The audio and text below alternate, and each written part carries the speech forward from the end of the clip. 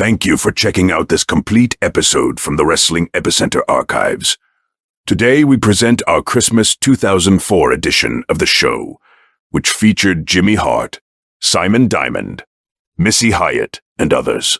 The original, which you can download in MP3 format at WrestlingEpicenter.com, has festive music we can't use here on YouTube. But all the guests and goofing off are here on YouTube to stay. If you like what you hear, please hit the subscribe button. It helps us more than you know. Without any further delay, welcome to the show.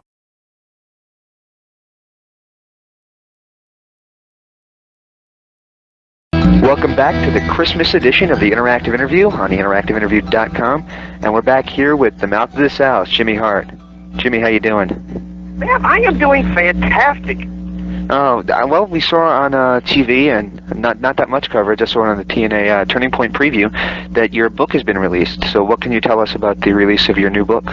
Well, finally, the life story of the Mouth of the South, Jimmy Hart. It just came out a couple of weeks ago on ECW, which is a book company out of Canada, out of Toronto, Canada. They've done a lot of wrestling books before, and so I'm just really thrilled to get this out. Plus, I'm on my way to Memphis tomorrow morning for our Memphis wrestling show that I do with Jerry the King Lawler down there. But also, there's a camera crew that's coming over from London that's going to spend 3 days with me, kind of doing the autobiography of the Mouth of South, Jimmy Hart. We're going to go to the high schools, the homes I used to live in, and of course the Mid-South Coliseum Channel 5 TV where we did our all of our shows. So we've got a lot of great footage we're going to put in it of Andy Coppin and Lawler and myself and the Hulkster and everybody. So we're really looking forward to that. Wow, that really sounds like an incredible idea. A couple people have actually done that with the video instead of novel, but it's pretty good that you're going to have both, I think. Let me ask you this then. You mentioned that you're doing a TNA promotion right now. How are you enjoying the progress? Of course, the last time we had you on was just about at the beginning of the Impact era of TNA. How are you enjoying your job with TNA currently? Well, you know what? I love being with these guys. You know, I knew Jerry Jarrett. He was my first boss before I went to New York for 10 years, and kind of grew up with him and learned a lot from him in the business. And of course, his son Jeff is the NWA Heavyweight Champion, and Jeff was part of our territory back then too, with refereeing and starting out before I left to go to New York. So it's kind of being back home with the family again, and it's great. I'm glad to see these guys get on Fox Sports Net and also be cutting up here at Universal Studios. My friend Sam Copeland and myself, we were kind of instrumental in putting all this together. Me with Universal, because I knew Pam Waring up here at Universal back when we did WCW, our matches here, and then of course Sam getting the deal with Fox Sports for them. Is that the same exact arena that WCW used to tape worldwide? Well, no, we had taped, we're at Soundstage 21. We had taped back then at Soundstage 22, but all the arenas are pretty close to being the same. Because it looks similar to me, that's why I thought, okay. I don't know if you could answer this, but there was a segment, or an incident I should say, with Macho Man Randy Savage, where he didn't really want you to be at the go position. No, but I got to tell you, the story is so loud and crazy. Okay. Because I'm not at the grill position or in the trunk in the first place, so that was what was so bizarre. But what happened, I guess, Randy and Hulk have always had this thing going on, and of course you're always known by the company you keep. So I guess whoever's Randy's friends are on one side of the line, and whoever's Hulk's friends are on the other. But I just have to kind of be in the middle. But what happened? I think Randy was going to be on the shows up here. Hulk just happened to be in town, coming back from the football game, and came by. They bumped into each other. They talked for a few minutes. And the next day, I guess Randy's stipulations were, he wanted a black limousine, not a white one, to bring him back and forth up from Tampa to Orlando, and he wanted a private dressing room. He had to have security guards, and one of the stipulations is Jimmy Hart couldn't be on the headsets or in the truck, like I was going to sabotage his match or something. But the crazy part about it, I wasn't in the truck or on the headsets in the first place. So it was all very laughable. I mean, all the guys here made a big joke of it. Every time I'd walk by, they go, "Oh, there goes Jimmy Hart. We got to put in our contract. He can't be in the truck. He can't be on the headsets. He can't be in the trailer. He can't be by the." I mean, it turned out to be so funny. It was ridiculous, really.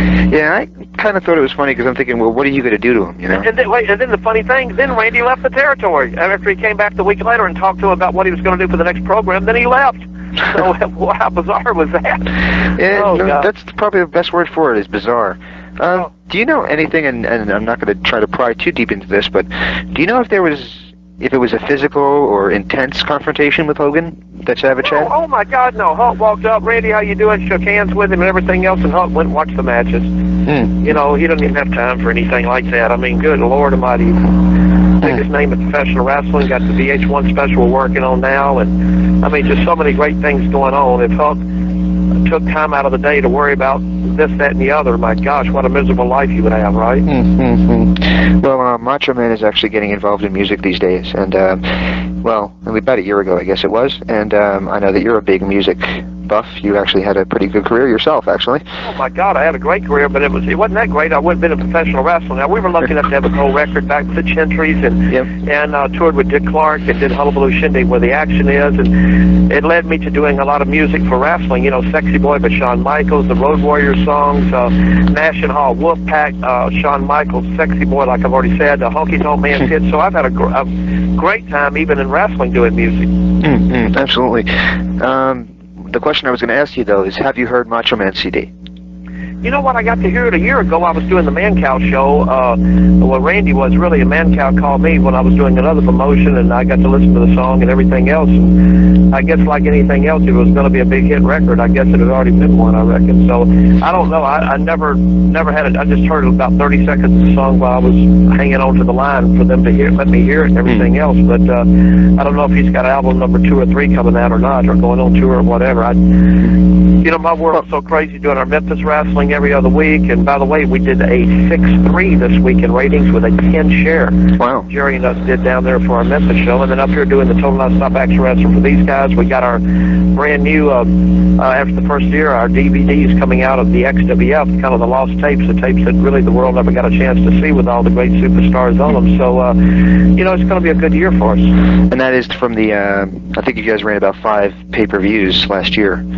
Yeah, we had the 5 pay-per-views. We had a lot of backstage footage nobody's ever seen yet, and also we had a lot of little bloopers and just so many one-on-one type things. And that's why I'm up here at Total Non-Stop Action Wrestling now. Every other Tuesday in the month, if you're up in a vacation up here, you can come check us out. Soundstage 21. It's absolutely free. Absolutely, sounds incredible. And once again, we can't thank you enough. And what's the name of the book? The book is called Jimmy Hart, The Mouth of the South Story. And, of course, you can check that out at Amazon.com. And Memphis Wrestling, if I'm not mistaken, is streamed through Jerry Lawler's website, is it not? Absolutely. You know, Jerry, runs a little replay of the shows each and every week, and so it's kind of an act of love with us. We all started down in Memphis, of course, and some of the biggest names came through Memphis. And by the way, we've got to record it when you play this, but on the 26th, the day after Christmas, Jimmy Hart, Jerry Lawler tagging up for one more big time against Corey Macklin and Eugene from the WWE. That was pretty cool, actually. I'll have to check that out, and that's at, help me out with this now. It's at jerrythekinglawler.com.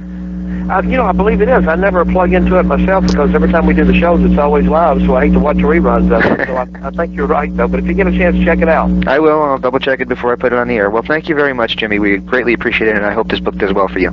Thank you, pal. Hello, this is Maria Canales-Bennett, and I am the First Lady of Professional Wrestling, and you're listening to the Wrestling Epicenter. Welcome back to the Christmas edition of the Interactive Interview. We're joined once again by the First Lady of Wrestling, Missy Hyatt. Missy, how you doing? I'm doing wonderful. How are you?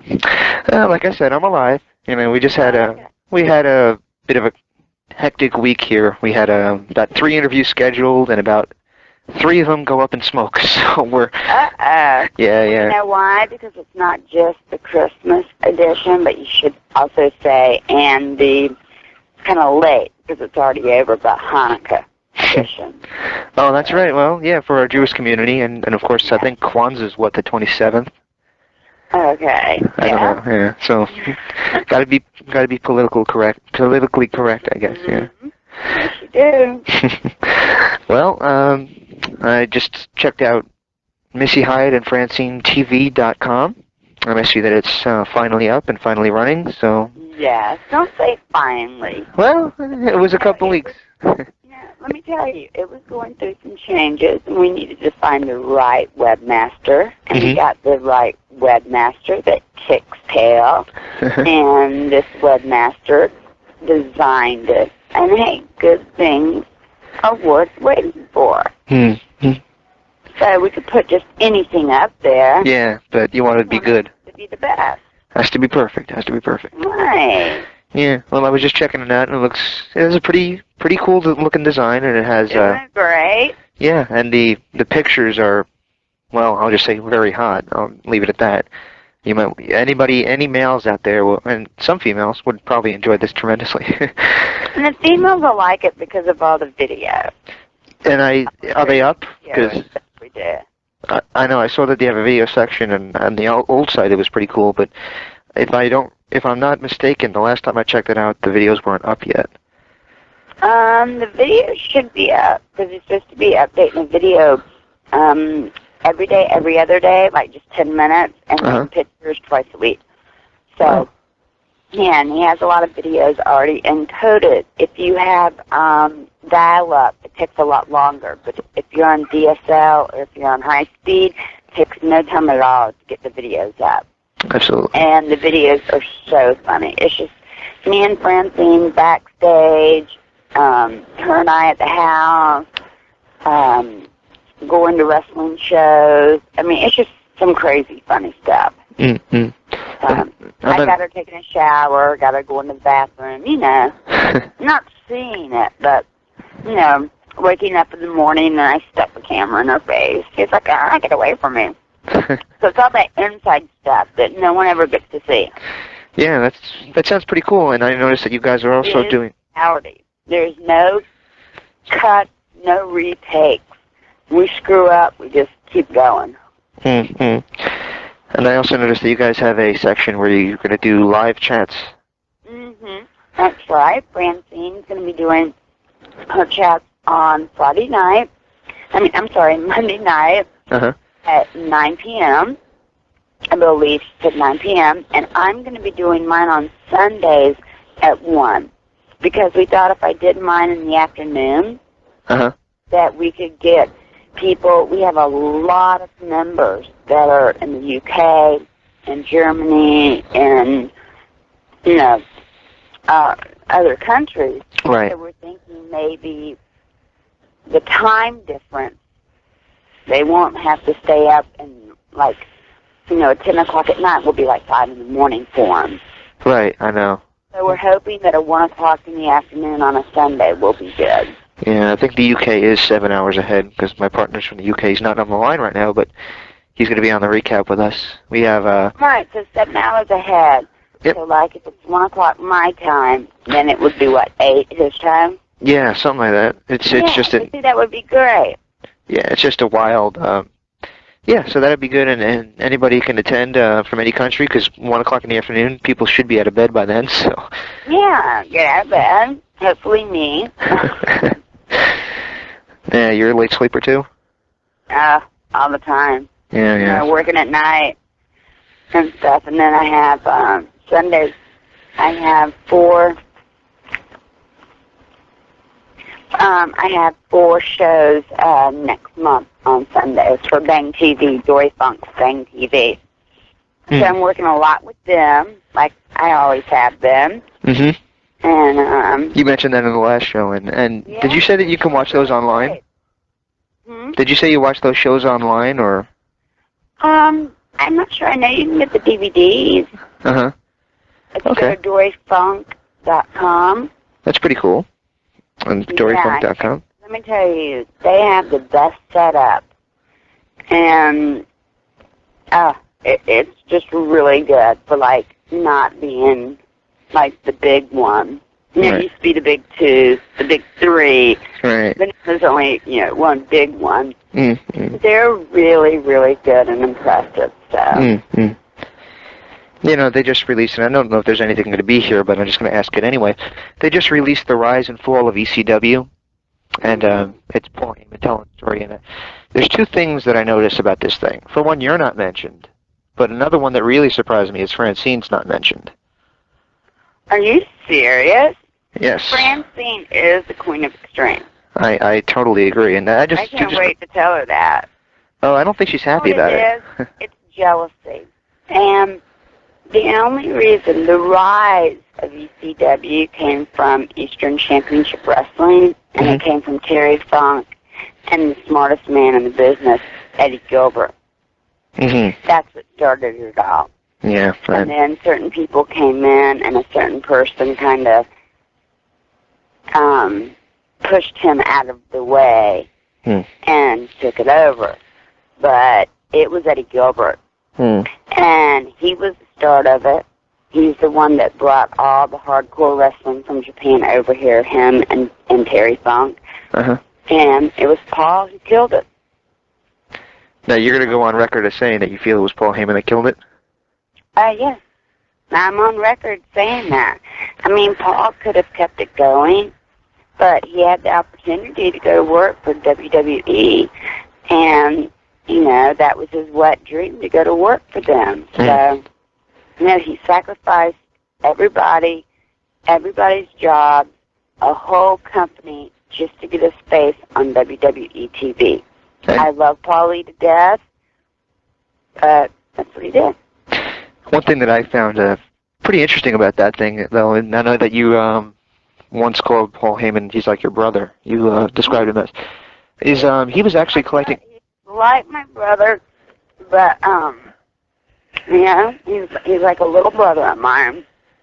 One of the things that struck me about Jewish, and if sorry, we're both Jewish, and you know, we got together and we became really good friends, and I believe in 1988. And he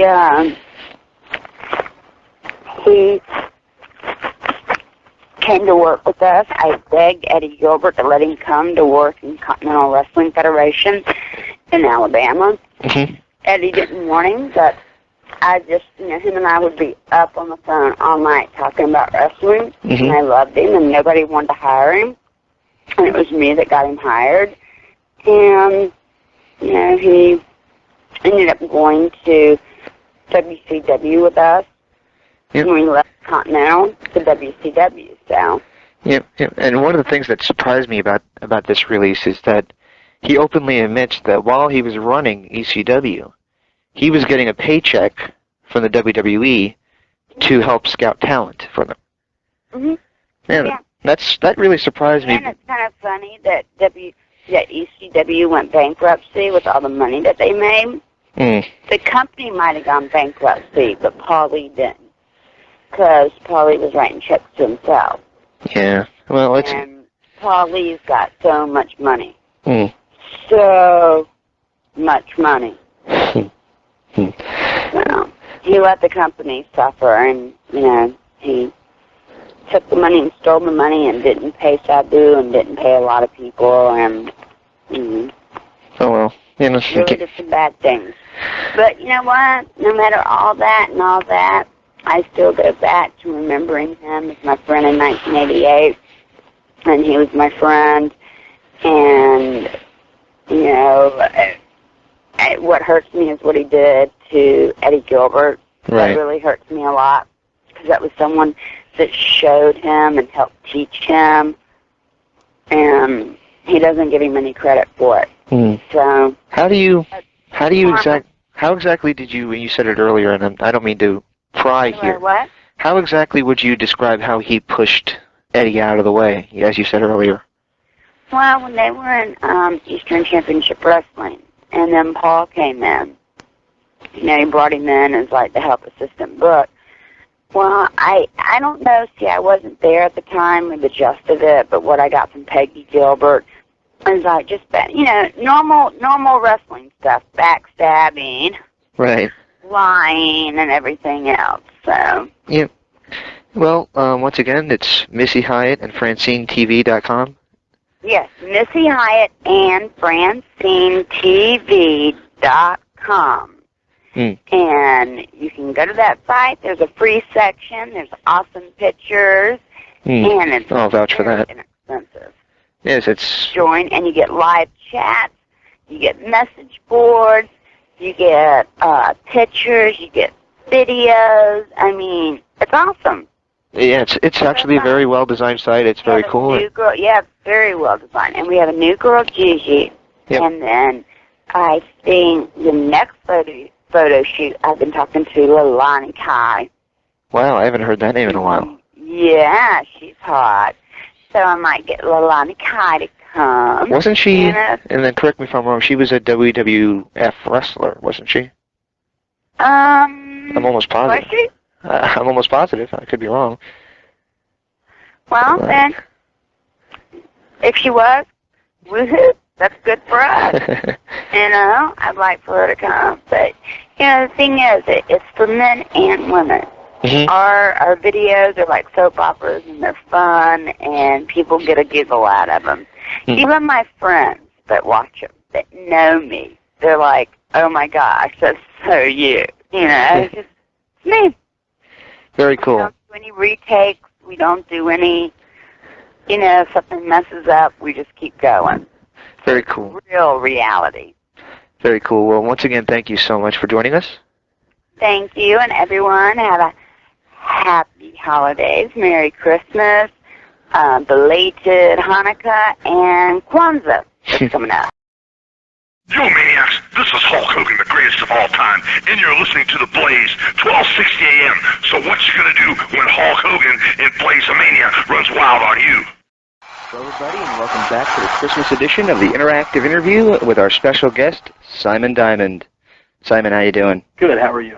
Doing real good, Of course, recently we just had Diamond Dallas Page on a few weeks ago, actually. Yeah. And he was talking a lot about Turning Point and how great he thought the show came off. Of course, you're now with TNA. And you had a tag match on that card. Yes. How did you enjoy your match, and how do you think the card came off? I enjoyed our match. There really wasn't much build up to it. Right. But for what it was, I think it was entertaining. Mm-hmm. I thought the show overall was very, very good. Mm-hmm. I thought it was very good. It was much needed. Right. At this stage in the company's history, we need to start. Unfortunately, we're in a situation where we need to start hitting home runs. Right. We can't hit singles and doubles. I think we did hit a home run, and I think that's something that everyone who was a part of the show can be proud of, especially, the guys in the main event, America's Most Wanted and Triple X, did a phenomenal job. Yeah, they left it all in that ring that night, yeah. Absolutely. An absolutely phenomenal job. I was watching some of the moves they were doing, I was going, not me. Not me. Yeah. Is there any truth to the rumor that match that you were involved in was supposed to be a six-man? Or six-person, I should say? I don't know. To be honest with you, I had gotten a call and said that it was a tag match. But then I had heard something in the back that said that it originally was scheduled to be a six-person. But I don't know. I never heard anything other than it was supposed to be a tag match. And then I just heard, the click, I call it clickety-clack in the back. Yeah. Just rumblings. Yeah, I think it was supposed to be a six-man type of deal, so. Upon reading up on your career, I saw, or your life, I should say, I saw that you were a college athlete. Yes. It said that, it was pretty inconspicuous, it said that you suffered an injury that prevented you from playing pro sports. I dislocated and separated my shoulder 3 times within the span of 2 months. When that happened, I developed bone spurs in my right shoulder, which is my throwing shoulder, and I was a catcher. Now, back then, the arthroscopic surgery and the rehabilitation wasn't as technical as it is today, where you can get a guy basically back on the field in several weeks. Back then, it was several months. My shoulder never healed correctly for some reason, and I later had to go back and have another surgery on it, and that pretty much killed my baseball career at the time, which was my junior year. That happened in between my sophomore and junior seasons, so I only played 2 seasons at Virginia Commonwealth. You did return to baseball for a short time, though, didn't you? No, I never returned again in college. 3 years ago, actually, I was approached by a couple guys who work out at my gym who play on a semi-pro team up in North Jersey to play on their team after they had, I had met them, and they had, a couple of them were wrestling fans, and they had heard about my baseball background, and they had approached me about playing. And I was very hesitant at first because the last time I played, was 8 years ago. So I was like, man, it's going to be kind of weird, And I have a very big fear of failure. It's something that really scares me. So I was like, oh my God, I'm going to be awful, and what am I going to do? And the last time I played, I was this spectacular athlete, and, how am I going to be able to deal with the fact that I'm not going to be that good anymore? And as perverse as that sounds, it really, was like a major hurdle in my life when I decided, I'm going to go back. Well, I was actually talked into it, and I said, I'm going to go back. I'm going to have fun, and if I don't perform up to the level that's acceptable to me, I'll just coach or something. But I was actually pleasantly surprised at how well I performed, and I'm still playing today. Well, obviously you also found your niche in professional wrestling. Yes. What made you decide to actually become a wrestler? I was working at Pepsi Cola in Westchester, Pennsylvania.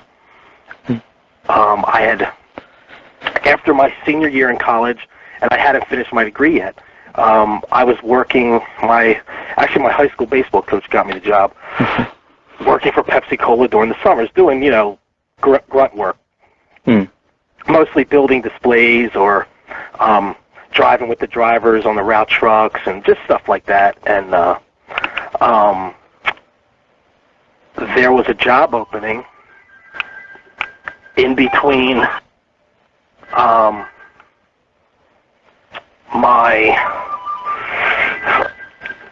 senior year of college to go back, and I took that. My boss came to me and said, listen, if you apply for this job, you'll get it. So I applied for the job. It was in marketing and stuff.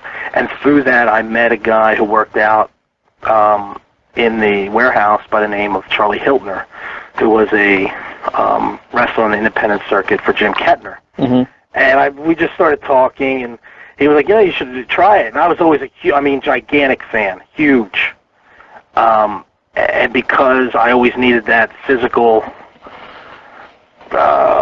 I always needed that sport or activity in my life, and I wasn't going to play baseball anymore. I was like, you know what, this might actually fill the void.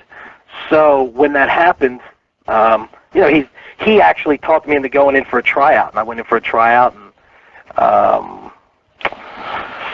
that was it. And who Kettner approached me about 2 years after I started. And he said, I've been training guys for 20 years, and you can make it. He goes, you have the tools, you have the skills. He goes, now you have to just prepare yourself for life after wrestling, or if you don't make it, because you're going to need some luck. So at that time, I decided to go back to school, to go back to Virginia Commonwealth and finish my degree so that I could come home, and really pour myself headfirst into this wrestling dream that I had. So that's basically what I did. Much of your early success came in a company called PCW. Yes. How did you enjoy working for PCW? It was a lot of fun. I basically was working for the ECWA, and for Jim Kettner, who trained, and he had a working relationship with Blaine DeSantis, who was running PCW, and through that, I started working for them. That was a lot of fun. Back then, we had me, Steve Carino, Reckless Youth, Crowbar, Ace Darling, Billy Kidman, Christian, Test, Edge, who was known as Sexton Hardcastle back then. So we had a really, really, really good group. Yeah, absolutely. And the first time I had a chance to see you was with ECW. Yeah. Of course, in ECW, your most prominent fame came when you actually started teaming with Johnny Swinger. Yeah. How did that actually come to pass, and how do you guys get along today? Keep in mind, this is shoot, not kayfabe, so. We were in Atlanta, Georgia, and this was in between my, when I was doing the gimmick with Dick Hertz. Yeah. And then he left, which I had a lot of fun doing. Yeah. And actually was gaining a lot of momentum and steam, but then he was fired from the company. And any reason why? He kind of had He had a problem. Yeah. Yeah, he kind of had a problem at one of the shows in Trenton, New Jersey, and it kind of left a bad taste in everybody's mouth, and that pretty much killed it.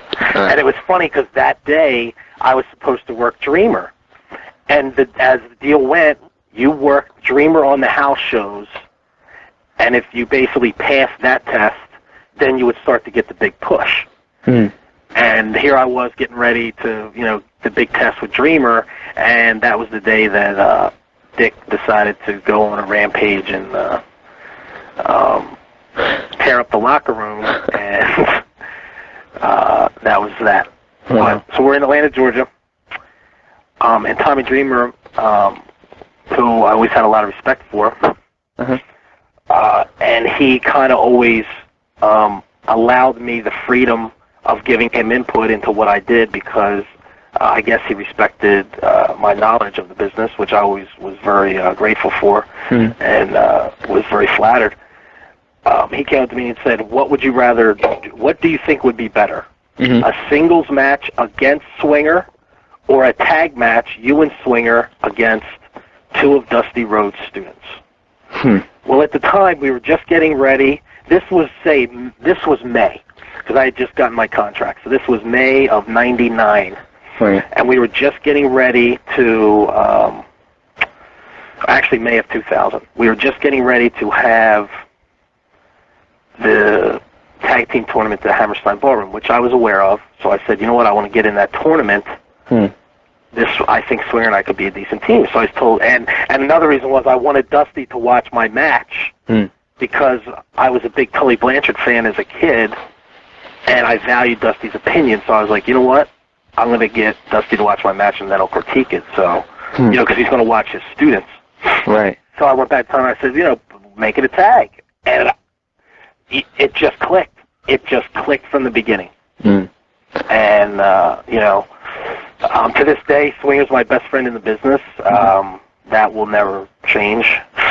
He and I get along great. We've been through a lot of tough times together, and we've been through a lot of good times. And, we talk every day, and, he's a very, if you can count, if you can actually accumulate good friends in this business, you're ahead of the game. And I feel that I'm ahead of the game because I have accumulated some good friends. No, that's absolutely true. Absolutely true. Of course, the WWE just released the rise and the fall of ECW. Yeah. We just had Missy Hyatt on literally about 10 minutes ago, and she was discussing that she didn't think that parts of it were quite fair. She thinks that Heyman was a little bit protecting himself as opposed to telling the truth. Do you first of all, have you seen it? It's an absolutely phenomenal DVD, probably one of the best ones that I've seen. Do you feel that what was said is absolutely accurate? It's accurate, but I thought that they left some things out. What do you feel was the real demise of ECW? There was several demises. TNN certainly was one of them. Yeah. I think the other demise was that Paul stopped creating stars. A lot of that can be attributed to the fact that Paul is a very, very hands-on person and did not want to delegate authority. When we took on national television,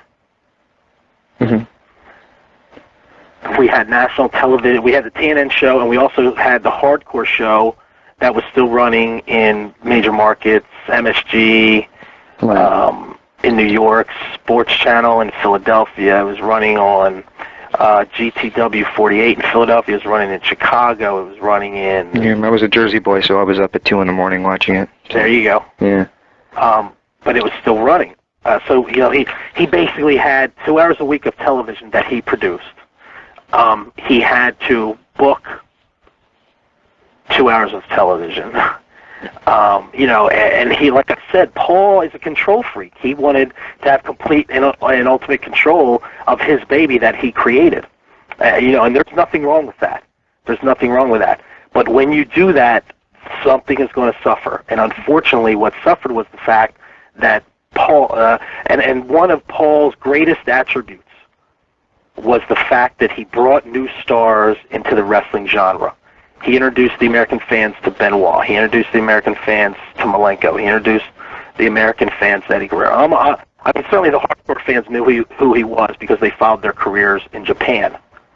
But then Paul was the one who brought him over here. Paul brought in the luchadors. Paul reinvented Sandman. Paul helped reinvent Sandman. Paul helped reinvent Raven. Paul helped invent Tommy Dreamer. Wrestling is a star power-driven industry, as all sports are. Absolutely. Baseball, same thing. Well, yeah, and first of all, wrestling is, and this is the argument I always get into, wrestling is first and foremost a business. It is a business. Yeah. And when and the bottom line of professional wrestling is to sell tickets and merchandise and merchandise and accumulate buy rates. And the way you do that is with larger than life star power. Other sports has the luxury of teams that the following is handed down from generation to generation. I'm a humongous Notre Dame fan, merely from the fact that everyone growing up Irish Catholic, it was basically a foregone conclusion that everyone in my family would follow and fall in love with Notre Dame. That's the luxury of a team sport.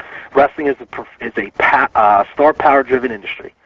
When the stars of ECW, Taz, the Dudleys, Raven, when they all left, when these guys started to leave, just like any team, you have to replace the stars.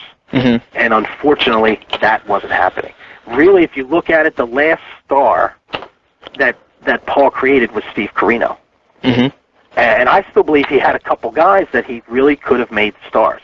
Yeah, I believe so too. That never happened. And it really wasn't his fault because Paul was such a control freak and he had so many things that he had to take care of. It just basically kind of slipped by. But, you look at the New York Yankees. I was a big Reggie Jackson fan, so that's what attracted me to the Yankees. Once again, star-driven industry. Reggie Jackson's star power when he went to New York, that's why I became a Yankee fan. I'm sure there were many people like me. When Reggie left, I stuck with the Yankees because I learned about the tradition and history. So Reggie leaves, in comes Dave Winfield, another star. Dave Winfield leaves, enter Don Mattingly. So you see how, out with the old, in with the new, and that new person will keep fans. Right. And to a lesser extent, you can look at the WWF and see, when Hogan left, they built Brett. There you go. With Brett, Brett, and then Shawn. And then Stone Cold. And Shawn and Stone Cold. Stone Cold to Triple H. Triple H then The Rock. Mick Foley. And that's part of their problem today, is that star power has been diminished. Okay, now you made one appearance for the short-lived NECW product. Almost everybody that we bother posing this question to, last at the promoter, but why do you feel that MECW never really took off? MECW, that was with John Collins. That's correct. Why it never took off? Money. Money, the number one factor most promotions don't take off. You need a lot of money. You have more than I was just talking about star power. So if you're going to open up a promotion, more than likely you need some type of star power to generate interest in your product, not just from fans, but from, if you're trying to sell that product to TV executives and put it on television, they're going to want to see, well, okay, what do you have? Okay, here's what I have. I have Steve Davis, Ron, the Nightmare, Freud, the Crustacean, and they're going, well, who are these guys? Right. And then you say, I have Mr. Perfect, I have Hulk Hogan, and they go, oh, well, I remember him. Right. So you take that, you're going to have to pay these guys. Then you're going to have to fly them in. Then you're going to have to pay production costs for your television. Then you're going to have to pay people who work for you. And then the next thing you know, you're talking about a six-figure weekly payroll. And most of the time when a promotion doesn't take off, it's because of lack of financial backing. Yeah, there's another promotion that didn't take off that you were part of in about the same time frame was the XWF. Yeah, and you know what? I really believed, after going to the tapings and doing several of the house shows, I really thought that it would. Yeah. Out of all the promotions that I've worked for, quote-unquote upstart promotions that I've worked for, not including TNA, which has now lasted almost 2 years. Right. Almost 3 years, actually. Almost 3 years, excuse me. Yeah. XWF was by far the most professional, the most well-run, had the best financial backing, and I really believed that it really could have done something. Why do you feel it didn't? Do you think it was about the money, or? Again, from what I heard, the financial backers pulled out. Most wrestling, any person who invests money in something is going to want to return on their dollar. Unfortunately, wrestling is going to take years and years and years to turn a profit. Ask Vince McMahon. I mean, he almost bankrupted himself and borrowed to the hilt. Right. When he changed it from a regional promotion to a national. I mean, there was 3 years there, I believe, where he was losing money hand over fist. Right. But he finally turned a profit, and of course now, the numbers are exorbitant. And my dogs are agreeing. But it's going to take time to get a return on your investment. And most people don't have time to wait. So when they start seeing these bottom lines come in, we lost $20,000 on this house show. Right. We lost. We did a 2-day taping, and we spent $500,000 a day. Wow. Or so. I'm just making up numbers here. Well, I wouldn't be. I've seen they ran some of the pay-per-views on the XWF last year, and the set was off the charts. The production, yeah, it was. They had pyro and everything. You pay for it. Yeah, I know. It's not free. So the next thing you know, well, okay, we have $500,000. We spent $500,000 here, and we spent $500,000 here. Now, how much money do we generate? Well, we generated. They were letting the people in for free. Yeah. Okay, we sold some merchandise. Okay, we had $5 a head. There was 800 people in there. $4,000. Yeah. Okay, so we made $4,000. Any person outside of the wrestling industry, you say we made $4,000 in merchandise on it. We spent $1 million in 2 days. What are they going to tell you? Oh, take a hike. Exactly. Right. That's the problem. The people who are backing these corporations want the bottom line. Your business people are bottom line people. What are we going to make? And it's going to take, but it takes time. It takes time. I always say the roof and the floor are like California and Delaware apart. Yeah. You can make millions and millions of dollars if you finally get all your ducks in a row, or you can lose billions of dollars. Yeah, and so far it seems like there's only been a few that actually have done the latter and made millions. So. Exactly. Yep. Now, when you and Swinger made your return to TNA in 2003, you became a really solid tag team and tag team champions really quickly. Of course, during that time, you had a plethora of matches with America's Most Wanted. So how did you enjoy those? Loved working with America's Most Wanted. They're very good. I had actually told Swinger when I saw America's Most Wanted work. Watching one of the pay-per-views, and I had actually remember talking to Swinger one day. I said, you know what? If TNA was smart, they'd bring us in and work a program against those guys. And of course, what a prophet I was is they finally did, smarten up and bring us in. Right. I thought we could have gotten a lot more out of it. Personally, I thought they pulled the trigger a little early on us breaking up. That wasn't my call, but I thought we could have gotten a lot more out of it. At the same time, you were working for a company, MLW, and I'd hate to be repetitive with the questions, but why do you feel that company didn't work? Financial backing. It's all financial backing. I mean, you can sit here and analyze and say, well, they brought in these guys, and they should have brought in this guy, and they should have done this, and they should have done that, and that's all fine and good, and that's, Monday morning quarterbacking. Right. But it all comes down to finances, and once again, I'm sure, MLW was a blast. Yeah. Working as the Extreme Horseman with CW and Steve Carino and Just Incredible, and Steve and CW I had always talked about that in ECW before. Here's a little trivia for you. Mm-hmm. When I sat down to discuss my contract with Paul, he told me that he was going to put myself, CW, and Steve Carino in a group similar to the Horsemen. That all got changed quickly when Swinger and I became a tag team. Right. But anyway, I loved working with Steve and CW and Justin as the Extreme Horseman. I had a blast.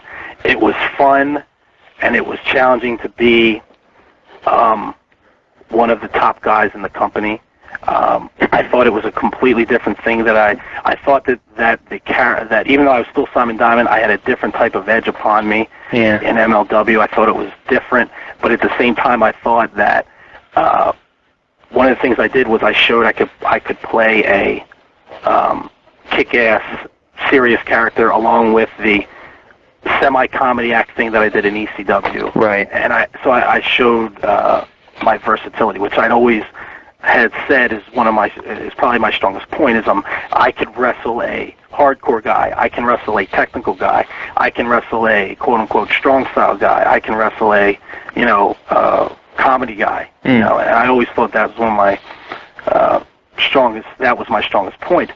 Is my versatility. So that fact of MLW I loved. Court brought in a lot of younger guys. Once again, we're in a star-driven industry. Right. Unless you have that star power, you're going to run into problems. Unless you can find a cult following or a niche pretty quickly. We were not able to do that. We ran Florida a lot. I think Florida's a great wrestling state. Right. I think what Court was trying to do was recapture the ECW audience. Right, and the ECW, it actually looked like ECW. Yes. To a lot of people. And I always said, once ECW closed, let it close. Right.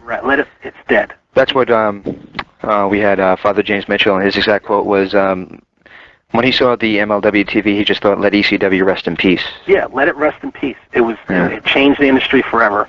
It, innovated stuff in wrestling that you're still seeing today. Let it rest. Yep, absolutely. You mentioned it a couple minutes ago when they did the split with you and Johnny Swinger.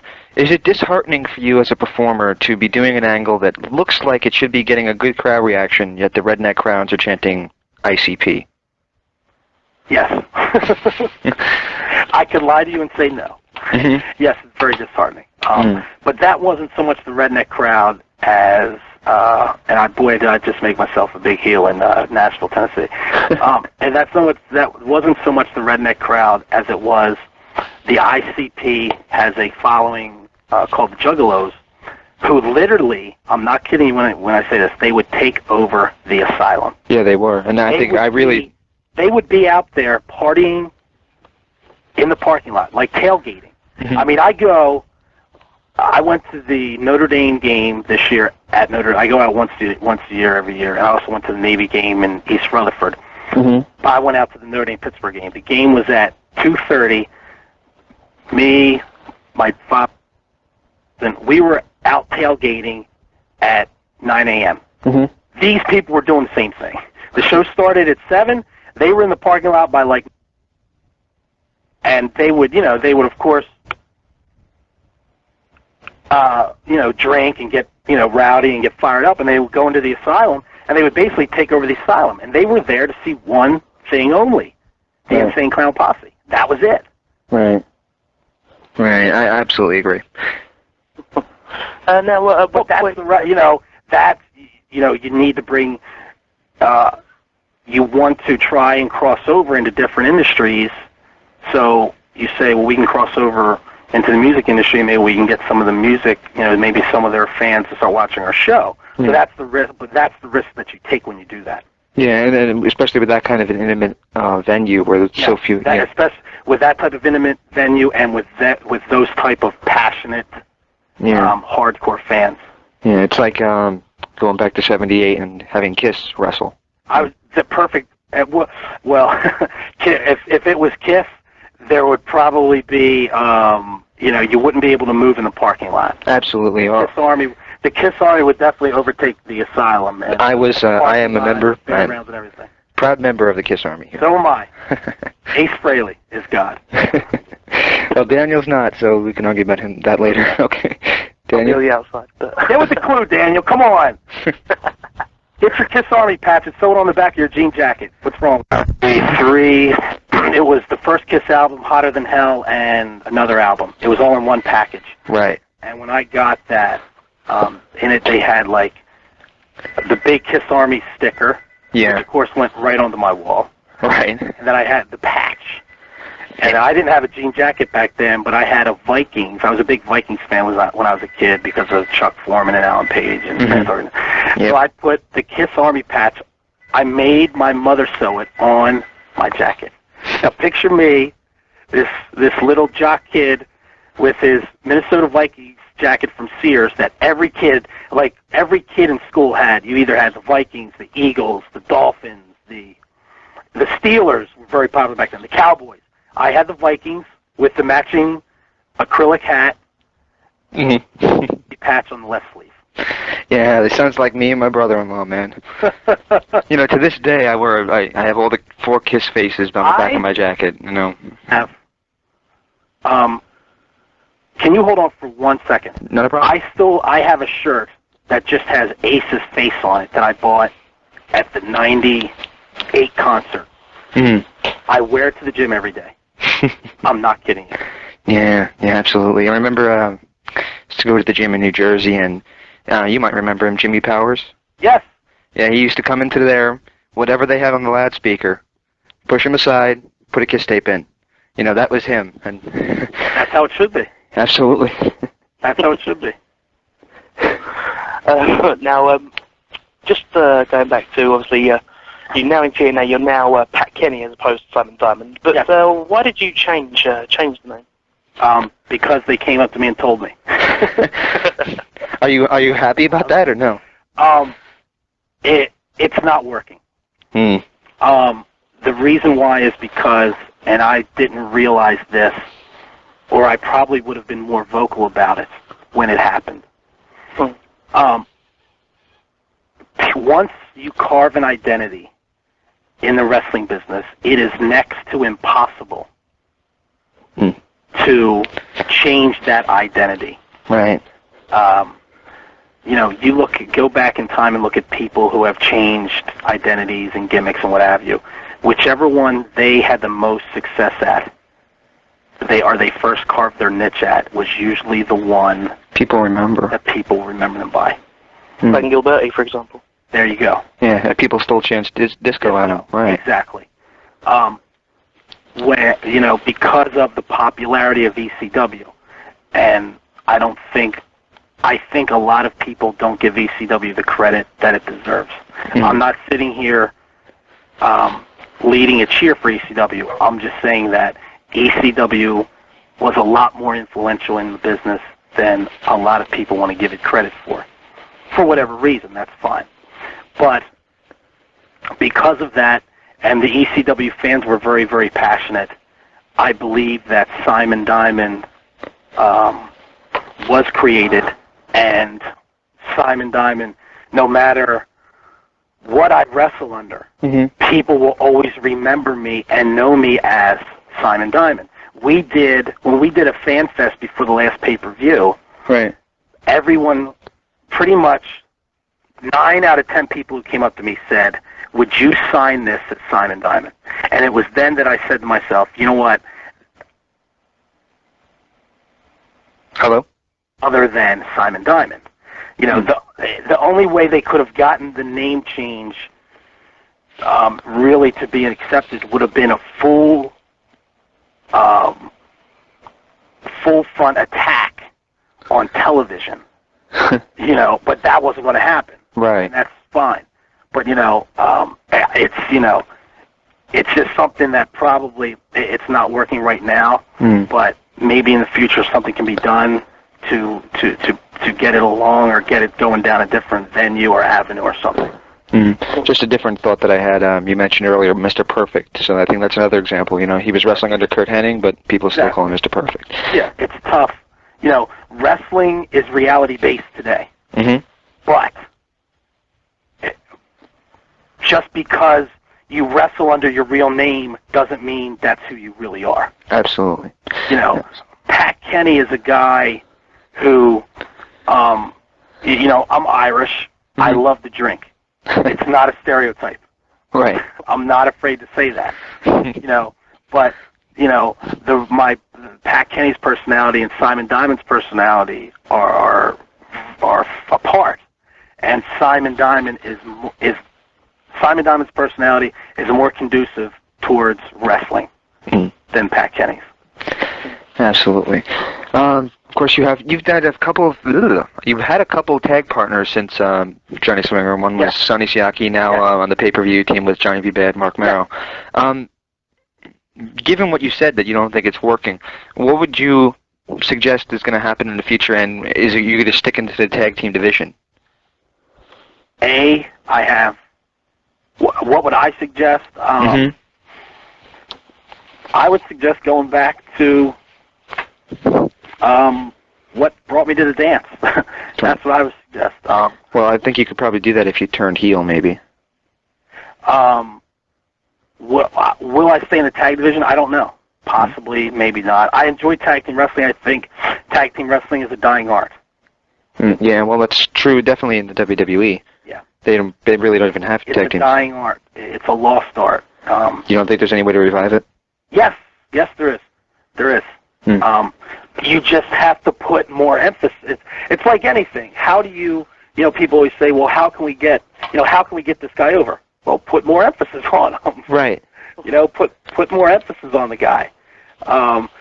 People, I always say that, I always say this when I'm talking about getting people to respond to someone.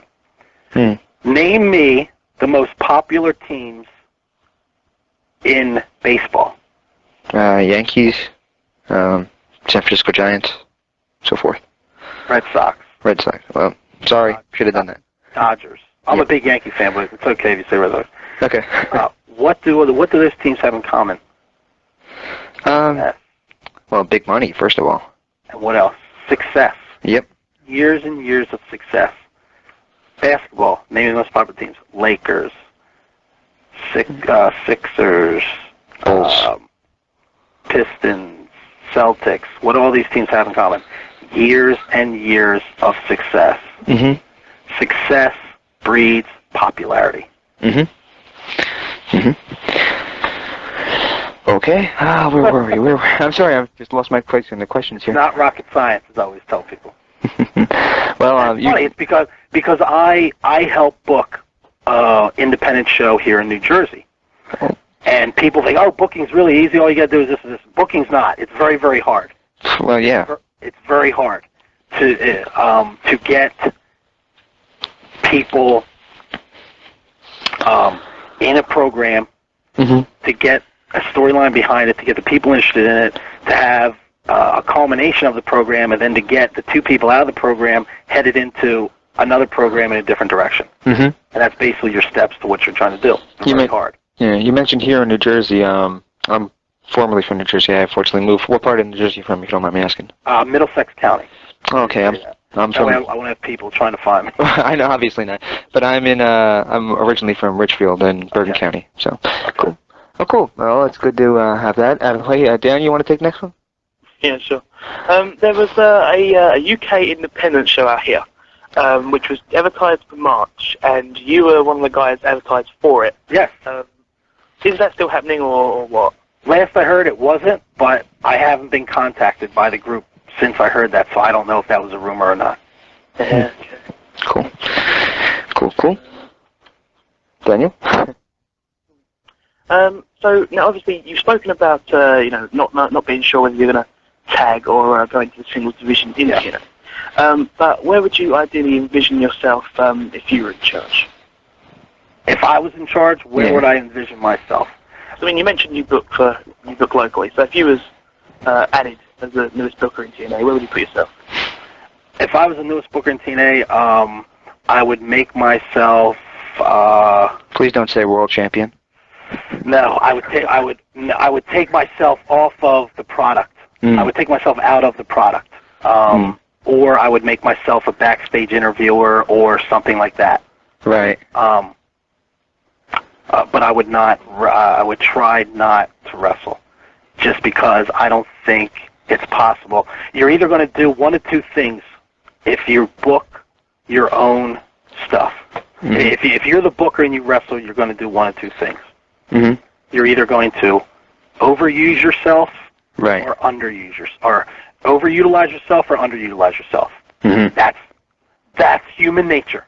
Yep. Right or wrong, that's human nature. Absolutely. You know, a lot of people on the internet were bad-mouthing Jeff, saying, well, why is, he's a booker and he's making himself world champion.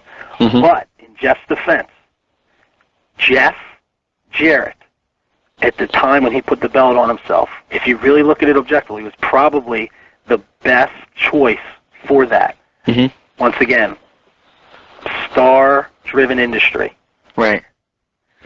And Jeff as world champion could lead the company, and that's what Jeff thought he had to do. He had to lead the company. That was another factor. But and there's no danger there either, because if he leaves, he's not going to leave anyway. You don't have to worry about your champion holding you up. You don't have to worry about your champion walking out on you. You don't have to worry about your champion dogging in the match. Because guess what? You're the champion. But I would like make myself like the commissioner or backstage interviewer or something like that. In that regard, that's just how I would do it. You mentioned sports several times, and I know a couple years ago you were, as far as I remember, you were winning the football pool, I should say. Any predictions on the Super Bowl this year? Eagles in the NFC will still get there. I don't think New England will get there because Charlie Weiss has to be he has to be the offensive coordinator for New England, and he has to be the head coach for Notre Dame. And that's two pretty demanding jobs. I think New England will take a little bit of a hit and lose in the AFC Championship game. Who do they lose to? Do they lose to Pittsburgh? Do they lose to Indianapolis? I don't think Indianapolis can stop anybody. I think Pittsburgh who will probably have the home field advantage now for the playoffs. Right. Although New England may get in there. You know what? I'm going to go with as a true blue Notre Dame fan, I'm going to say New England reaches the Super Bowl. Okay, cool. I'll change my prediction. I'll say that it'll be New England and Philadelphia. So, do you mind if we close out with some word associations? Most certainly. We do it a little differently. If you want to say one-word answer, that's fine. If you have a story that pops in your mind, we'll be more than happy to listen to that, too. I've talked for the past 45 minutes. Do you really think I'm capable of giving you a one-word answer? Well, we thank you, first of all, for your time, too. Sure. All right, first name on the list is former tag partner Johnny Swinger. Great guy, underutilized. How about your former boss, Paul Heyman? I always call him the eccentric madman genius who is unable to conform to society's rules, but that's what makes him so driven to succeed. Your former stable in MLW, the Extreme Horsemen. Great guys, very, very talented, a lot of fun to hang around with. Someone you just worked for in 3PW, Jasmine St. Clair. Very, very different. Definitely has something there in 3PW. How about your tag partner from Turning Point, Johnny B. Bad, Mark Merrow? Great guy. Very upbeat, very positive, very energetic. Speaking of all three words of that, how about Diamond Dallas Page? Don't know him that well, but he does yoga, and I'm a big fan of stretching. So, very I'm glad he's a part of TNA right now because we need him. Yeah, he's definitely a star. Yes. David Young? Another great guy. I really thought TNA may have missed the boat on him, and I thought he could have been a great goofball babyface. How about, this is going to be a tough one. Dawn Marie? Hardest worker I've ever met. Will outwork anybody. She's a workaholic, and her work ethic is off the charts. And we're still actually when I had to ask you to hold on, she was the one who was just calling me. We're still great friends. Things that work out in a relationship, that's life. Wrestling is not conducive towards relationships, unfortunately. But we did save our friendship, and that's a plus. Absolutely, and I got two more for you, unless my partner has any. First is Vince McMahon. The boss, the man who's running the show. He, I actually met him. He's a very intimidating man as well. Yeah, I can see that for sure.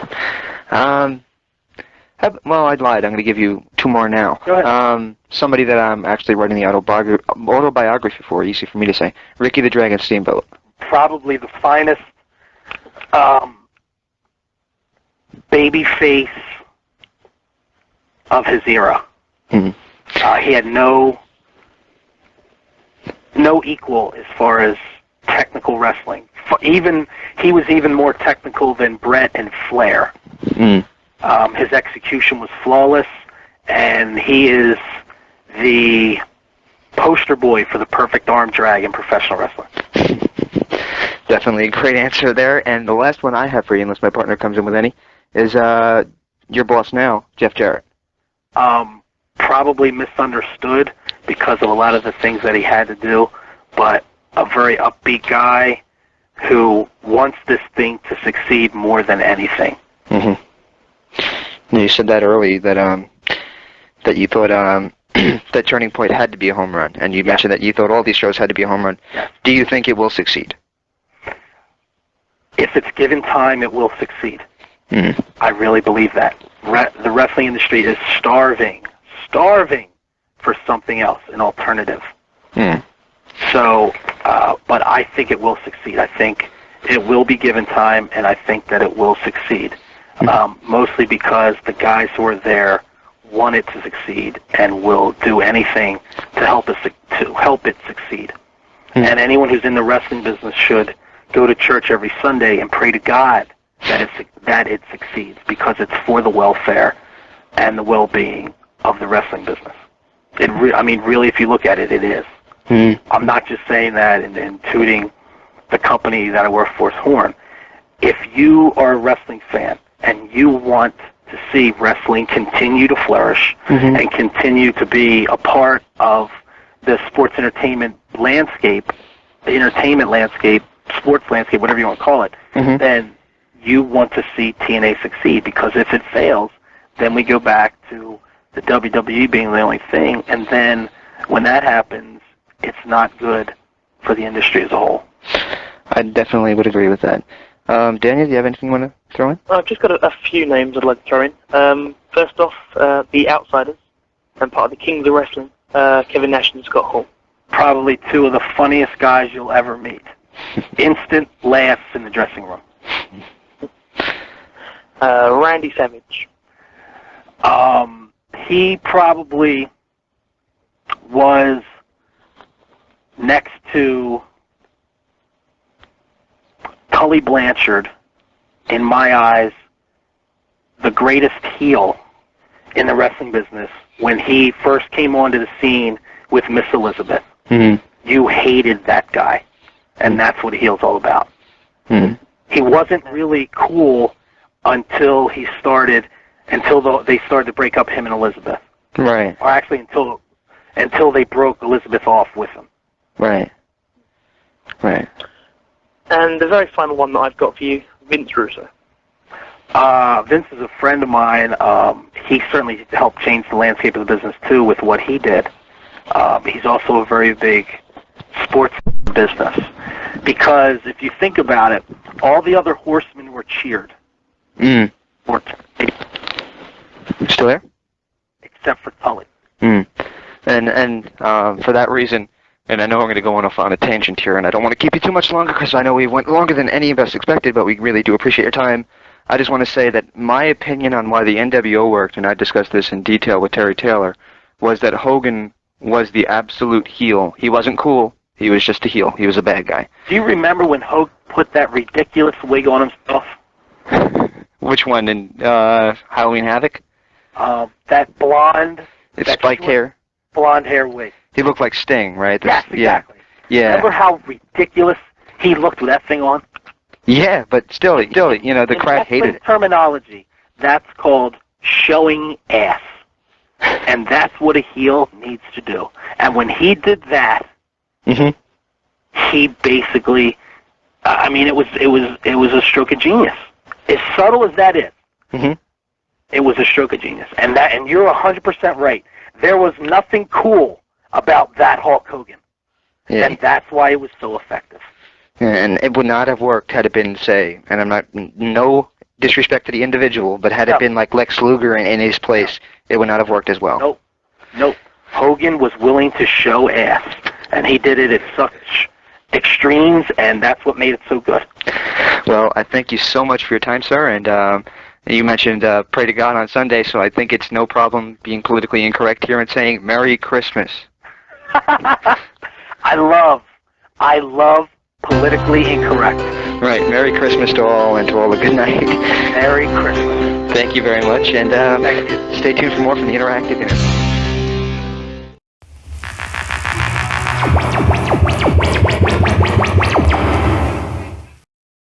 Welcome back to the Interactive Interview.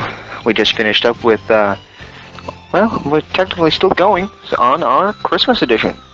That's right, I said Christmas. And if you don't like it, you have every right to hit the stop button, but this is Christmas, and I'm not afraid to say it. Merry Christmas. Pardon me. Just, Happy holidays, everybody. Well, you know, and I do wish happy holidays to everybody else, but the only thing is, I don't have any problem saying Merry Christmas to those who are Christian. And unfortunately, a lot of people in America are trying to prevent you from doing that. Example, you know, here in America, we have these guys who are from, for example, the Salvation Army and various other like charities, who usually sit outside Macy's and other department stores, ringing a bell dressed as Santa. Well, this year, people determined that would be offensive. So you're not allowed to do that this year. You just have to. You can sit there with the bell, but you can't have anything that resembles Christmas. Quite funny. But you're perfectly welcome to have a menorah. Which, you know, that doesn't seem quite fair. I mean, I have nothing but respect for all religions, but if one religious party, or whatever religious faith, I should probably say, has the right to express themselves freely, then I think all religions should be able to do so. Even the Satanists, they can put out their what the hell do you call that? What do you call that upside down star thingy? Pentagram. I'll believe you. Okay. See how flawed my religious knowledge is. But what I lack in religious knowledge, I make up in wrestling knowledge. That most certainly is true, my man. That most I certainly. just have a bad memory, but apart from that. Well, you did. Hey, you did pretty good on the Stump the Host, which I think we're gonna have to bring back again, man. Yeah, I mean, have we got any good prizes to give away? I think we have. Well, I have two. I have two copies of the new Sting movie, which is The Moment of Truth. So if anybody is interested in getting a free copy of the new Sting movie, courtesy of the Stinger, by the way. Unfortunately, the copies are not signed, but the copies actually came from Sting. So you can have something that Sting actually held in his hand.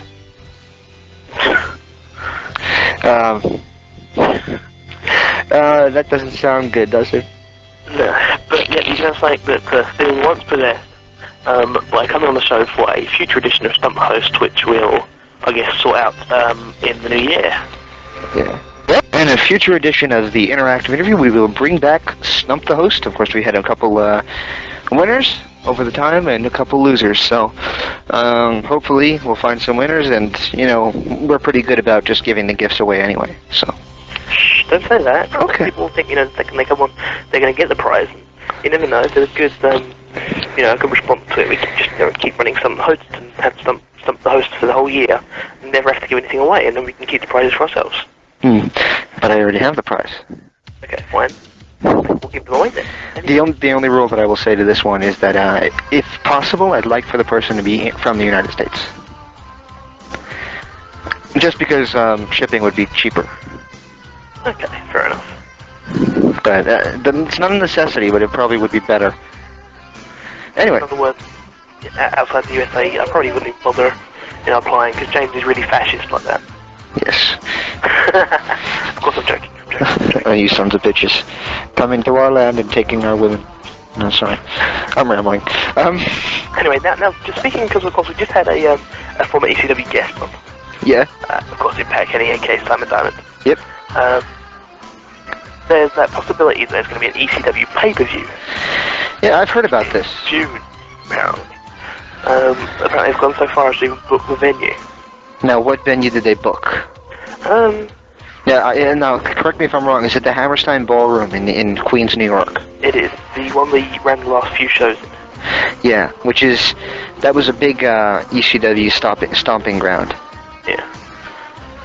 And so, they booked that, and actually, if that actually happens, then along with the possible TNA pay-per-view in June, there may be 4 pay-per-views in June. And I made this comment on the forums, and I know I'm going to have to ask you if you actually let me back on the forums because I've been behaving myself, but I posted this because it struck my attention. I was watching the Fox News channel on Tuesday morning, and Vince McMahon came on live from Iraq, doing a promo for them, talking about the obvious show that's going to air tonight, probably will have passed by the time this goes up, the Christmas in Iraq SmackDown.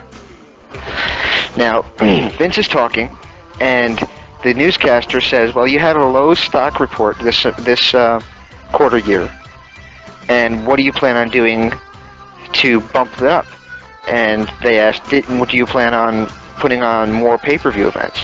And Vince, he didn't get into detail about it. He said yes. He said yes, but he kind of said it like in that, like I understand the question way.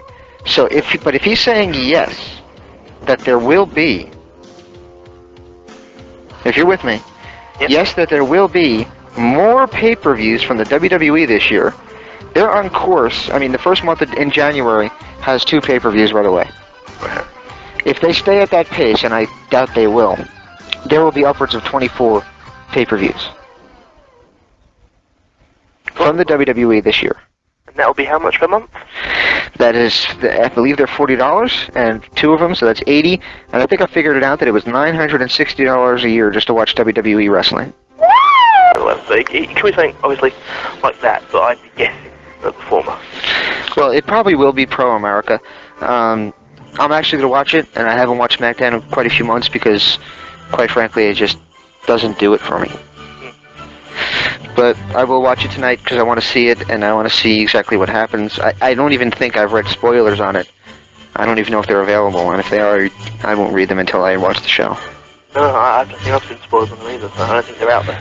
Well, obviously, then the soldiers aren't getting on their laptop and connecting to ProWrestlingInsider.com, PWInsider.com. PWInsider.com. Yep. Well, we've had Pat Kenny on the show, the Simon Diamond. Well, not the Simon Diamond. We've had Johnny Swinger on the show, in the past. Yeah, his former tag team partner. And Glenn Gilberti, who was also his former tag team partner. And Steve Corino, who he was with in MLW. Yep. We're going to try and get Just Incredible now. Then we've had the whole of the Extreme Horsemen. We've also had C.W. Anderson on, but we never aired it. Because it was mangled in the tape recorder. But, which is a shame. But yes, but we have Just Incredible on, then we have actually had an interview all 4 of the Extreme Horsemen, even if it's not online. Yep. So. It's pretty cool, actually. And this is what I wanted to say in the interview, and I didn't get a chance to because he was so positive about Court Bauer. But I said it before, and I'll say it again. In my opinion, Court Bauer ran that company back-asswards. Backwards. Yes, sir. People like when you do your imitation of me, by the way. Yeah? Yeah, give it a shot. Oh, good. I won't do it again. It may be Christmas, it may be the holiday period, but I'm still Scrooge. Well, bah humbug? Bah humbug. Well, I just want to do this for my adoring public, like, for example, JC and a couple others that have voiced their opinion on this, and Eric Clancy. Yay! It's Christmas! Yay! Okay, that's enough. Yeah. They love that so much that I don't want to do it again. Oh, good. Yep. That's not quite as good anymore. Actually, they all hate it. That's what kind of. You know what I think? Yeah. And this is just a complete, like, off the top of my head thing. Uh-huh. I think that what we should do is, hang on, I'll quickly log on to 3swforums.com. Head on over there, okay. Give me a second while it loads. And I think that, depending on how many posts there are on the forums, right, okay, there are 148 topics and in the interactive interview chat with 2,201 replies. So I think that the person that starts the 150th topic, so long as it's something relatively good, they can't start the 149th as well. So they only the 150th. The person who starts that should get a free copy of Sting the movie, and then the person that wins on Stump Host should get a copy of the Sting movie. Sounds like a plan. Christmas giveaway. Sure. Christmas giveaway on the, I'm going to blatantly steal a topic that I really liked. It's called Christmas Jam and Body Slam, and it's on pay-per-view. If you haven't checked it out, it's really cool. It's all the legends of Georgia and Florida wrestling today. For example, Dusty Rhodes, who I spoke to. By the way, I don't even think you know this. I spoke to him last night, and he's going to come on the show in early January. Awesome. It also features Superstar Billy Graham's nephew, Eddie Graham. It also has Barry Windham on there, Kendall Windham, Kevin Sullivan, and several others on there doing, they're all sitting around the pool in Christmas hats and then hanging out with rather hot women dressed as elves. So it's pretty cool. It's a really cool pay-per-view, and they show classic wrestling during it, and it's a fun experience. Hector Guerrero's on there, so it's pretty cool. It's worthwhile buying, so if you check it out, I think it's about $10, and it's on In-Demand Events Pay-Per-View. Check out indemand.com. I also hear that TNA Impact is getting a new time slot. I think I read that. I think it was midnight on Saturday night. I think that's for the replay. They're actually pushing the first run up till 4 p.m. on Friday. Now, that starts this week? I don't know. I didn't read it that in detail because, of course, that doesn't affect me that particularly much. Well, absolutely not. Now, what they could do, and if they get enough of a shot at this, they should try to push the Impact on Friday night back to like maybe 7 or 8 o'clock at night. Because this way they'll get that dinner audience. The more mainstream audience, they'll be able to get that, the dinner crowd audience and such. As opposed, the way it is now, kids here at school, they get out about 2:30, 3 o'clock. So I think that could be the reasoning. Maybe kids, that they're rushing home and couldn't get home in time to see Impact before. But now if they put it on at 4 o'clock, then right, that's their excuse. Well, I remember I told the story to Jerry Lynn, and I'll say it here again. That we used to get Global Wrestling Federation here in, it was back in New Jersey when I was in junior high school. And, those are the days when it was Jerry Lynn against the 1-2-3 Kid, or the Kid, I think he was known as at the time, Lightning Kid. Yeah, Lightning Kid, yeah. Sean Waltman, basically. Those matches were incredible, and I remember, the bell would ring, and I'd be hauling my ass home. Rushing, and I, wasn't looking both ways before I crossed the street. And the bottom line was I was trying to get home because it started. I got out about like 2:50, and 3 o'clock the show started. So I wanted to make sure I got back in time. Oh. Speaking of Sean Waltman, did you see that he sold his porno tape to RF Video? Did he now? Now it's him and China having sex. Yeah, yeah. Now, let me ask you, and this is blunt, and you can be as honest as you want to. Would you even have a desire to watch this? I've seen a clip of it. Okay. It's like it's what someone once phrased as car crash. It's it's kind of, you know how like you see a car crash and think, oh no, that's so out. Okay, I'm gonna watch it. Yeah, what's happening there? Oh no, that must be terrible. Oh, but what's going on next? Who crashed where? Oh no, that's diabolical. But yeah, you watch it and you think, yeah, you know. Well, all I really want to see it for is I want to find out who has a bigger penis. Won't answer that one. What? I won't answer that one because it's in question. But anyway, it's an interesting piece of video. Yeah, can't exactly put that on my Christmas list, but if I get, for example, a couple dollars for Christmas from a family member, I will probably check that out. For some reason, I want to watch it. I don't even find China the least bit attractive, but just, I guess, car crash is probably a good way of putting it, actually. Interest. You know, it sparks your interest even though you have no interest in her. It's different, but... Well, I wonder what she thinks of it.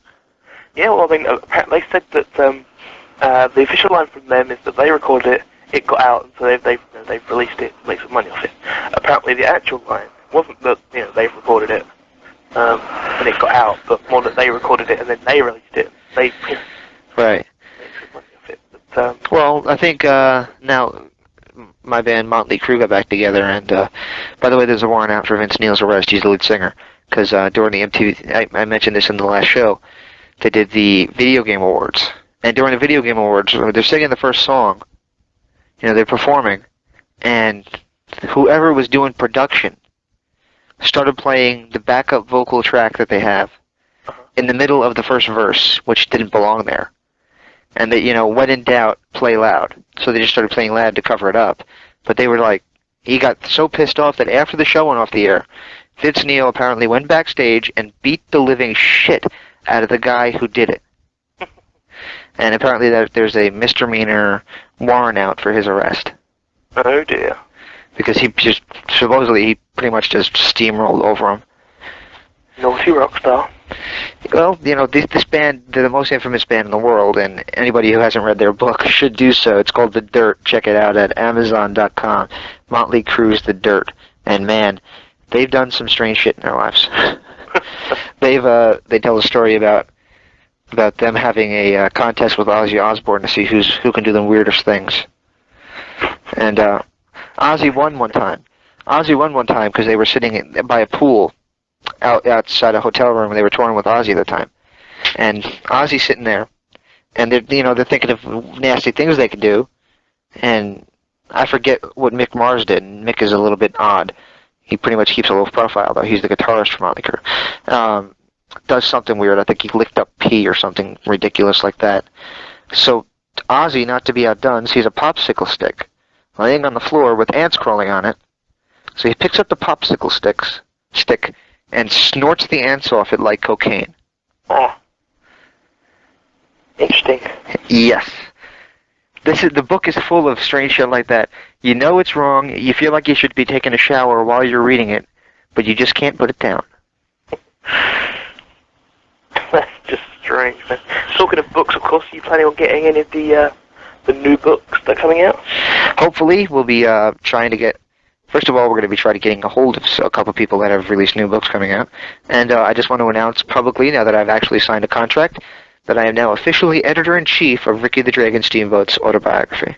Very cool. Been a long time coming, but finally signed the contract. I am happy with the settlement that we reached, and I am officially trying to get in contact with people. I have, so everybody knows, I'm going to try to parlay this getting quotes for the book into interviews. Mm-hmm. So the two that are at the top of the list that I'm trying to get a hold of are two guests that we never had before that I'd love to get, and I think you can guess one of them. Hulk Hogan! Yeah, that'd be number one. Jimmy Hart's going to try to help me out with that. I talked to him yesterday, obviously, on the show. Not yesterday on the show, but you know what I mean. And in addition, I'm also talking to Diamond Dallas Page about getting in contact with Stone Cold Steve Austin. Very excellent. So if he will actually come through with me for that, I greatly appreciate it. Hint, hint. And I will try to get Mr. Austin to agree to come on the show to do an interview. So best of luck with that one. I've just got a few people who want on the next year, but I think it would be a jinx to say who it is. What do you mean by that? I mean, I think it would be a jinx to say the people we want on the show. It just doesn't seem to happen whenever we say it. Well, there's one that better happen because, unfortunately, he's supposed to be part of this show, and family gatherings and such kept him from doing it, and sudden phone calls from TNA and such kept it from actually happening. And that's Roddy Piper, but he agreed to come on in early January. Fabulous. So we'll finally we will deliver you that. If you tuned in hoping to hear Piper, we will deliver that, just not this show. And then, of course, there's other big guests. One of them is, well, I would say, all I'll say is that it's a big-name superstar in the business today, and that's all. And then there's another one that's, well, I'll give you a hint. And will that work? Yeah, that'll do. Bobby Heenan used to call him Captain Schizo. So maybe you can figure that out. Either that, or it will give people something to do, to go and find that out. Yeah, well, the reason I even thought of that is last night I was trying to fix something. I went into the garage and I saw an old VCR I have, so I was trying to fix it, and I did. And one of the tapes I put in that had a label on it that was kind of, so I put it in and I looked, and it was actually an episode of Primetime Wrestling from 1990, and Primetime Wrestling was Monday Night Raw before there was Monday Night Raw. Wow. And it was Bobby Heenan and Gorilla Monsoon, and they were promoting WrestleMania 6.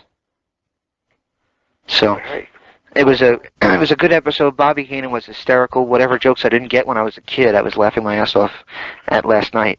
And remember when we had Terry Taylor on and he was discussing the match with Ted DiBiase? Yes. Well, that's on there. Wow. And I knew I had that tape, but I didn't want to say it to him. So if Terry Taylor happens to hear this and he wants a copy of that, I'd be happy to help him out with it. But that's the episode where he takes the $1 million dream and then they stuff the money in his mouth. Well, I went through my cupboard last night, and I found about 100 tapes that I no longer want. So I'm either going to tape over them and use them for different things in the future if they're just completely blank, like haven't put a label on them. Or I might sell them at a future IPW show.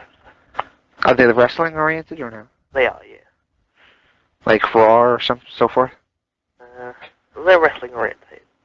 I'd rather not say what. You don't want to get sued. Basically. Yes. They're tapes, and they're all ones that I either bought or bought. Yeah. Yeah, you bought. Okay. Well, we're going to wrap this up pretty soon, but I just wanted to once again, and I said this at the beginning, everybody that's listening to the show, I don't care what faith or religion you are, I wish you a happy holidays. And for everybody that's like me, that's Christian, which is the vast majority of the listeners, I'm willing to bet, even if you're not practicing, you still count. I wish you a very Merry Christmas. I'm not going to get... And a Happy New Year. I wish you a Merry Christmas. There's a new CD out called The Glam That Stole Christmas. Right. That's Glam is obviously my AOL name. GLAMSLAMMETALMAN. We get 1,000 messages now.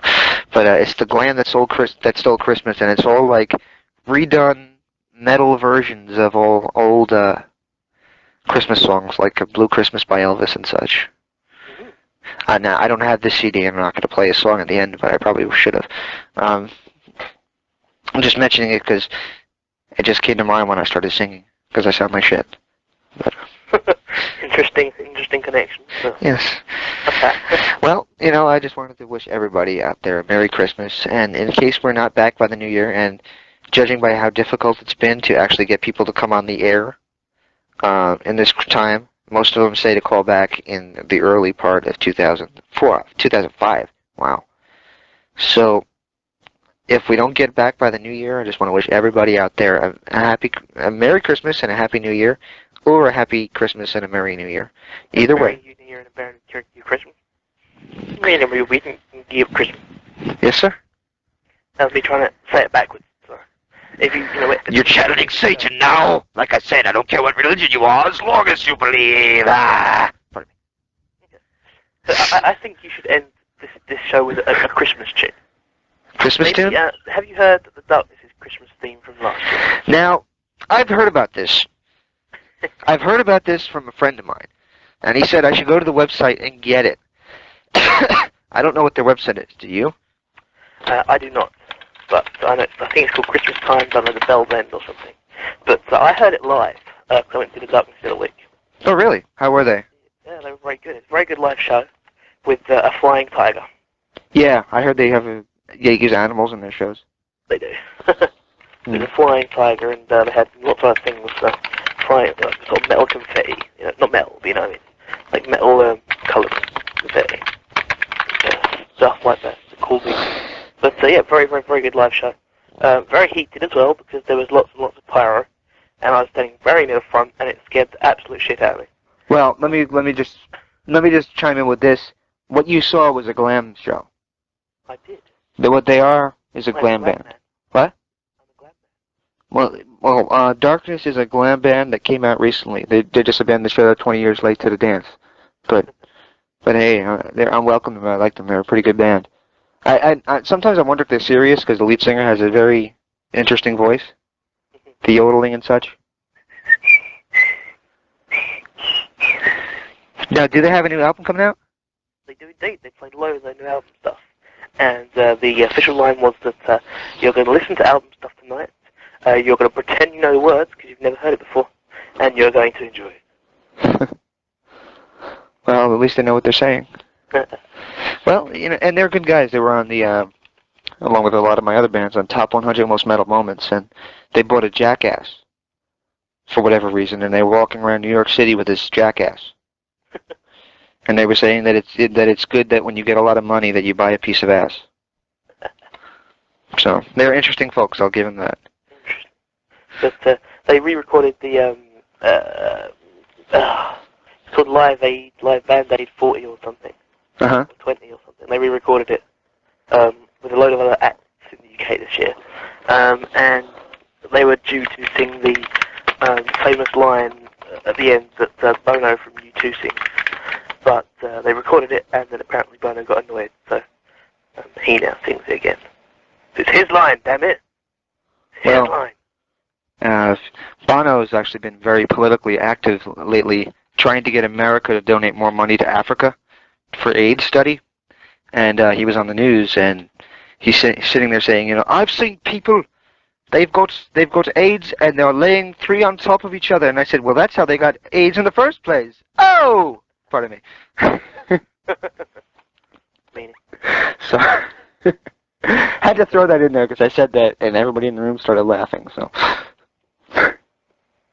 all right. Well, I guess I'm bored everybody to tears enough. I'm downloading. So I'm just clicked on the Kazaa, and I'm downloading that Darkness song now. So you're going to hear it in about 5 seconds. You're officially buying it from their official store, aren't you? Why, yes, I am. Absolutely, I am. At this time of Christmas, I would never steal. Or beg or borrow? No, I'm begging I might do. I'm dating a virgin. Begging might be necessary. No, I'm just kidding. I'm just kidding about that. I will keep her a virgin until she's ready. But there might be some begging involved someday. Okay, many changes.